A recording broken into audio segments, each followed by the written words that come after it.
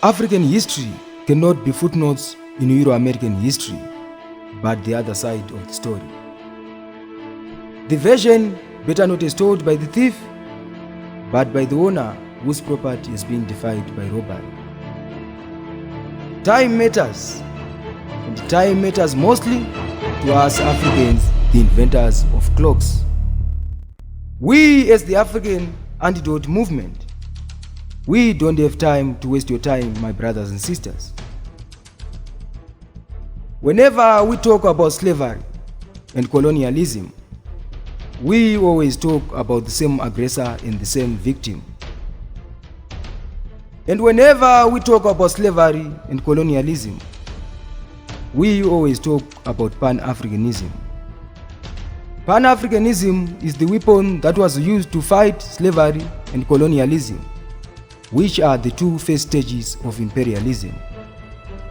Only Pan-Africanism can save Africa.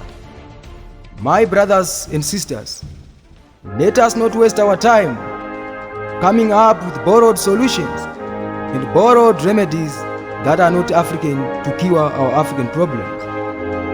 Charissa once said, African matters must be discussed from an African standpoint. Thus, Africa will be misunderstood if we use other viewpoints and terms that are not African to start Africa. If Pan-Africanism, in the name of William Edward Du Bois, Henry Sylvester Williams, Malcolm X, Marcus Garvey, has managed to defeat the first stage of imperialism, slavery, why shouldn't we trust it now in defeating the last stage of imperialism, neo-colonialism? If Pan-Africanism, in the name of Robert Mugabe, Kwame Osagie-Nkrumah, Nkrumah, Kenneth Kaunda, Julius Kambarage Nyerere, Haile Selassie, Samora Machel, has managed to defeat the second stage of imperialism, colonialism, why can't we trust it now in defeating the last stage of imperialism, neo-colonialism? Only Pan-Africanism can save Africa. In our most African sovereign states, Pan-Africanism was last heard the day before Independence Day, as most African leaders today derailed Africa from Pan-African ideologies and chose the path which was used by the oppressor. Today, Africa is feeling the divisions of Pan-Africanism in the name of civil wars, colonial hangover, tribalism, xenophobia, underdevelopment, civil wars, colonial hangover, poverty, cultural dilution, and cultural erosion.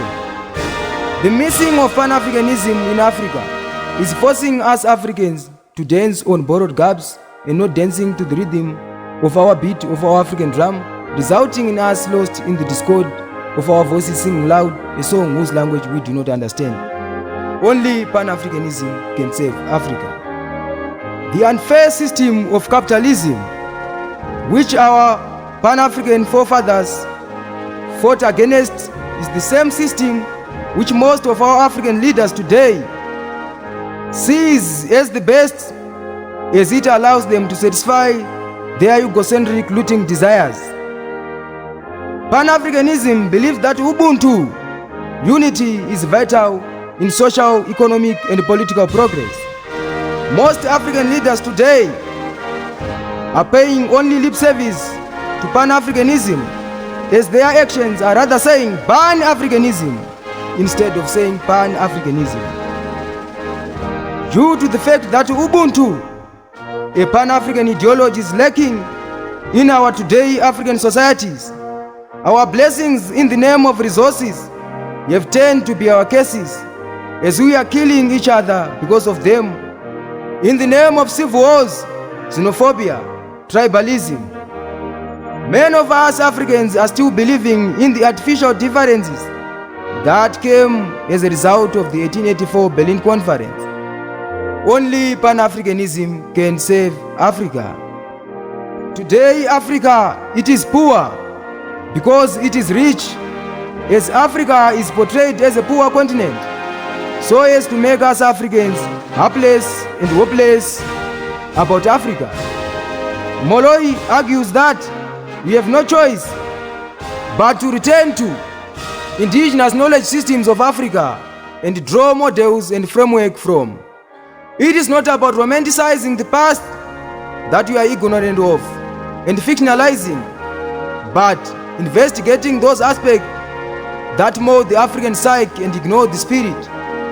Indigenous knowledge systems are not opposed to or a negation of advances in science and technology. Actually, it is through the scientific analysis of social development that Africa can truly rid herself of shackle, racist myth and falsehood.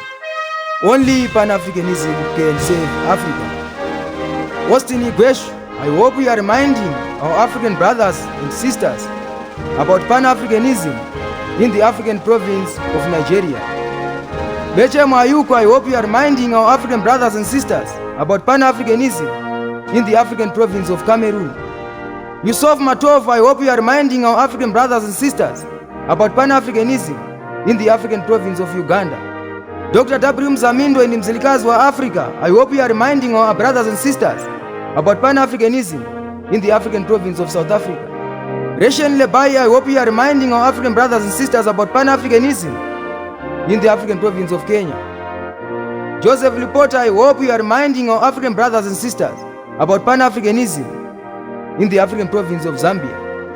Benjamin Anyagra, I hope we are reminding our African brothers and sisters about Pan-Africanism in the African province of Ghana. The list is endless.